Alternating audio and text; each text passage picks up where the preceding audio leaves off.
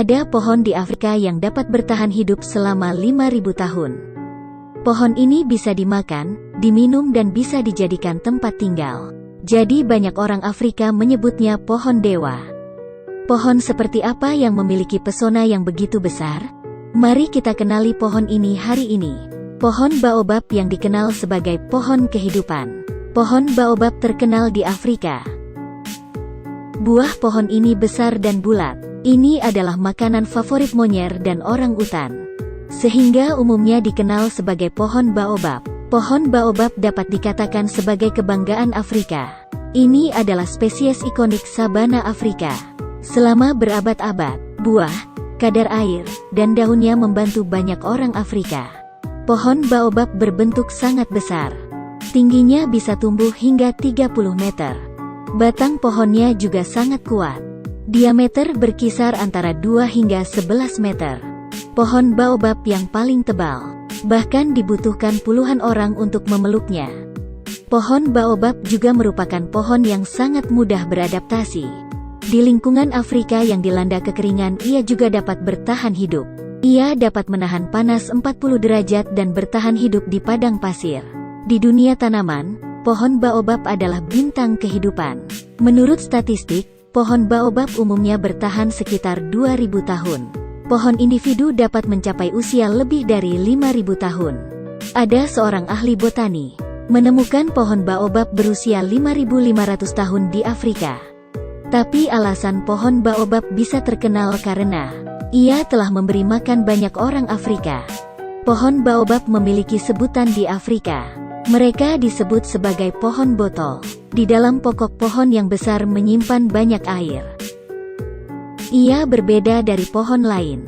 Pohon baobab terlihat kuat di luar tapi kosong di dalam. Di luar terlihat tinggi dan kuat, tapi di dalamnya sangat lembut. Strukturnya agak mirip dengan spons. Jadi selama musim hujan, pohon baobab menyedot air melalui akar yang dikembangkan, kemudian disimpan di pokok pohon. Pada musim yang sedikit curah hujan, pohon baobab dapat mengandalkan air di dalam pokoknya untuk bertahan di musim panas. Di awal musim, karena daun mengkonsumsi terlalu banyak air, pohon baobab juga akan menjatuhkan daun untuk menjaga kadar air pada pohon. Itulah alasan mengapa ketika kita melihat pohon baobab selalu dalam keadaan botak selama musim kemarau. Beberapa orang Afrika pintar akan menggunakan pohon baobab untuk persediaan air. Mereka akan menggunakan alat bantu untuk memotong pohon, untuk mendapatkan air bersih dan higienis dari pohon. Jumlah air yang tersimpan di satu pohon baobab sudah cukup bagi keluarga Afrika untuk minum selama setengah tahun. Tidak hanya itu, seluruh pohon baobab sangatlah berharga. Daun, kulit, buah dapat digunakan sebagai obat. Ia memiliki efek untuk menurunkan panas, terutama buah pohon baobab. Kaya akan vitamin C, asam organik dan gel. Ini adalah salah satu makanan paling bergizi di dunia.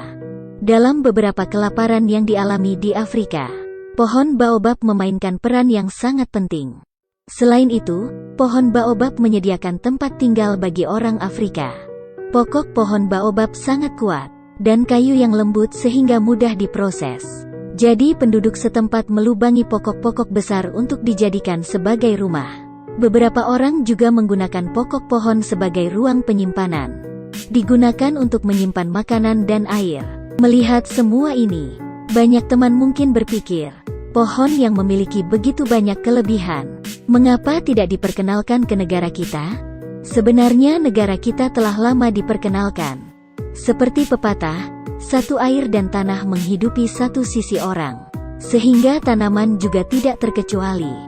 Setelah pohon baobab masuk ke negara kita, karena tidak cocok dengan air dan tanah. Di utara negara kita, pohon baobab mati karena suhu musim dingin yang rendah. Dan di selatan negara kita, karena terlalu banyak curah hujan, menyebabkan pohon baobab tumbuh sangat kecil.